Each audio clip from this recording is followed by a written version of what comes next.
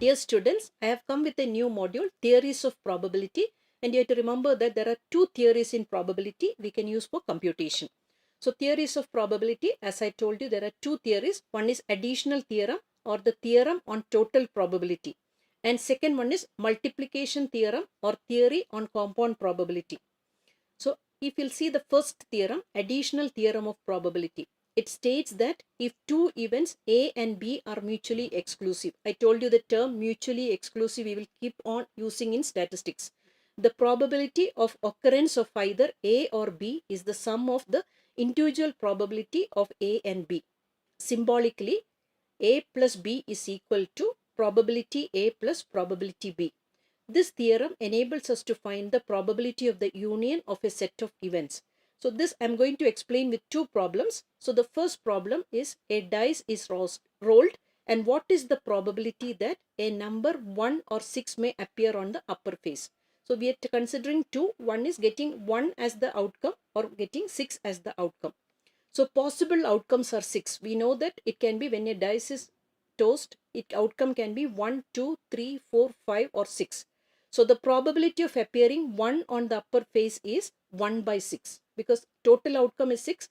Chance of getting 1 is 1 by 6. Similarly, the probability of appearing 6 on the upper face is also 1 by 6. So the probability of getting 1 or 6 on the upper face is 1 by 6 plus 1 by 6 is equal to 2 by 6. That is equal to 0.333. So this is an application of addition theorem. One more problem. In the probability of a car A winning the car race is 1 by 5 and car B is 1 by 6. What is the probability of that? One of the car will win the race. So here also we can use the theory of addition, that is probability of car A winning the race is 1 by 5. Probability of car B winning the race is 1 by 6. So probability of car A or car B winning the race is probability A plus B. That is probability A plus probability B. When you substitute the values, it's 1 by 5 plus 1 by 6.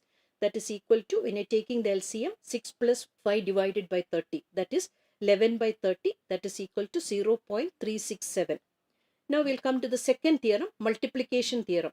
It states that if two events A and B are independent, because one, the outcome is not going to affect the other one, the probability is that both will occur is equal to the product of their individual probabilities. Symbolically, if A and B are independent, then probability A and probability B, that is equal to probability A into probability B.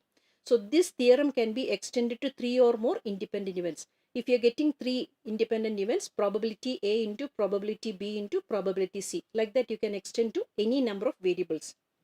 Now the first problem, a man wants to marry a girl having qualities white complexion. The probability of getting such a girl is 1 in 20. Handsome dowry, the probability of getting this is 1 in 50.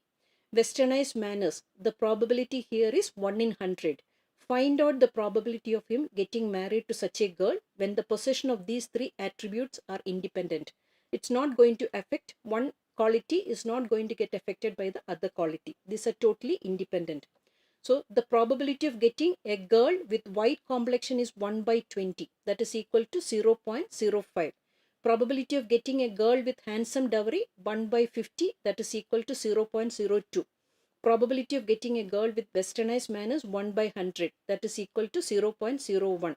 So the probability of getting simultaneous occurrence of these events, that is equal to 0.05 into 0.02 into 0.01. That is equal to 0.00001. So that is the, we use the multiplication theorem here. Now the second problem is, a problem in statistics is given to 5 students A, B, C, D and E. Their chances of solving it are 1 by 2, 1 by 3, 1 by 4, 1 by 5 and 1 by 6. What is the probability that the problem will be solved? So now we will use this multiplication theorem here. The probability that A fails to solve the problem, that meaning 1 minus 1 by 2, that is equal to 1 by 2. Probability that B fails to solve the problem, that is equal to 1 minus 1 by 3, that is equal to 2 by 3. The probability that C fails to solve the problem, that is equal to 1 minus 1 by 4, that is equal to 3 by 4. The probability that D fails to solve the problem, that is equal to 1 minus 1 by 5, that is equal to 4 by 5. Now the probability that E fails to solve the problem, that is equal to 1 minus 1 by 6, that is equal to 5 by 6. Since the events are independent, these are 5 different students, A, B, C, D and E. So the events are independent. The probability that all the students who fail to solve the problem, that is equal to 1 by 2 into 2 by 3 into 3 by 4 into 4 by 5 into 5 by 6, that is equal to 1 by 6. We can cancel the common values and we will see that the result will be 1 by 6. So the problem will be solved if any one of them is able to solve. That is the question. If what is the probability that one student will be able to solve the problem? So the probability that the problem will be solved by any of these 5 students is 1 minus 1 by 6, that is equal to 5 by 6. So the answer is 0.8333. So this is what I want to explain in this module, two theories and the problems, addition theorem and the multiplication theorem of probability, and I have explained with the help of problems. Thank you.